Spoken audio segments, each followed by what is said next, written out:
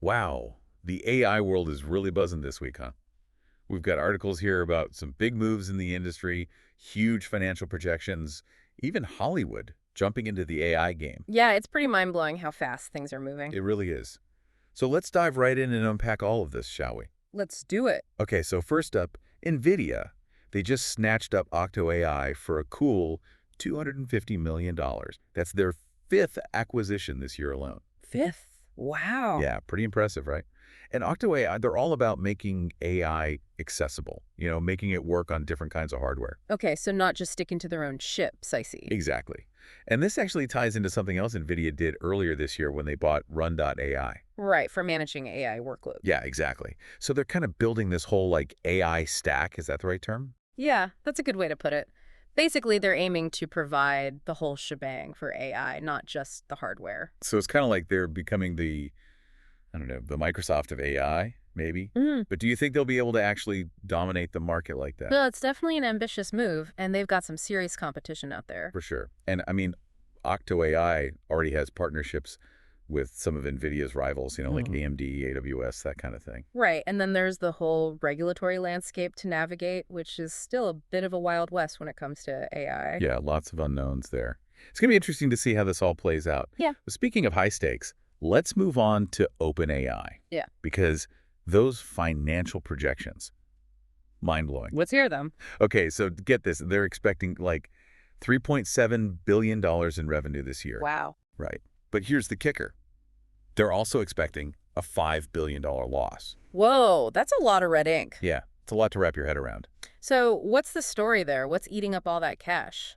Well, a big chunk of it is just the cost of running those super sophisticated AI models, especially ChatGPT. Right, which, by the way, is on track to bring in something like $2.7 billion this year alone. Exactly. So it's making bank, but it's also costing them an arm and a leg to keep it going. Yeah, training those models requires massive amounts of computing power, and that doesn't come cheap. Right. So how are they paying for all of this? Are they just swimming in venture capital cash or something? Well, they've got a pretty powerful friend, Microsoft. Ah, okay, so Microsoft's footing the bill. In a way, yeah. OpenAI relies heavily on Microsoft's Azure cloud platform, to run all their AI stuff. Right, so it's a win-win then. Microsoft gets to be on the cutting edge of AI, and OpenAI gets the resources to actually do all this crazy stuff. Exactly. But I mean, can they really keep burning through cash like this forever? Is this level of spending sustainable? I mean, it makes you wonder, right? How long can that go on? Well, and here's another thing. They're actually planning on raising the price of ChatGPT. Oh, really? Yeah, from $20 a month to $44 a month over the next 5 years. Wow, so more than double. Yeah. So That's a big jump. Are people really going to be willing to pay that much? well, I guess that's what they're banking on, right? I guess so. It's a gamble for sure. But yeah, hey, maybe it'll pay off. It could, if they can Yeah. keep pushing the boundaries of what ChatGPT can do. True. True.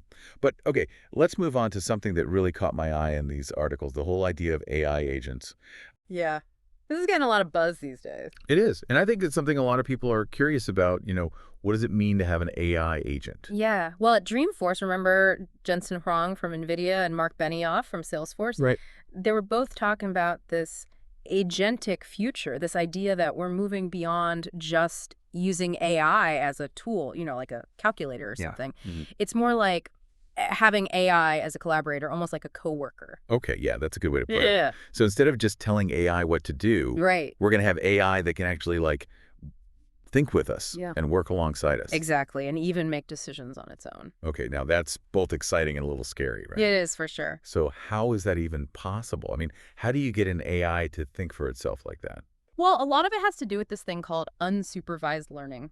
Okay, break that down for me. What is that? So basically, with the traditional AI, you have to feed it tons of data and tell it exactly what to do with that data, right? Okay.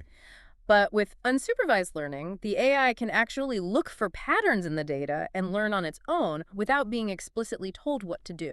Wow, so it's like it's actually thinking for itself? In a way, yeah, it's figuring things out without needing a human to hold its hand every step of the way. Okay, now that is both impressive and a little unnerving.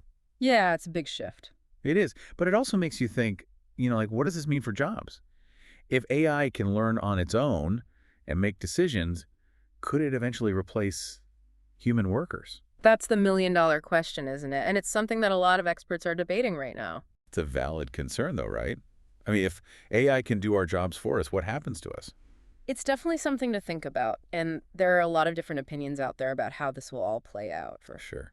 But you know what else is interesting? This whole thing with Hollywood and AI. Oh, yeah. Yeah, like James Cameron, the guy who directed Avatar. Right, the CGI king. Exactly. Yeah. He's joining the board of this company called Stability AI. Interesting. And they're all about, AI-generated images. Right, like Stable Diffusion. Have you seen that? Yeah. It's pretty amazing what they can do with that stuff. Yeah, and it makes you wonder if, is this the future of filmmaking? It could be right. Yeah. I mean, you've got Cameron, who's known for pushing the limits of visual effects. Right.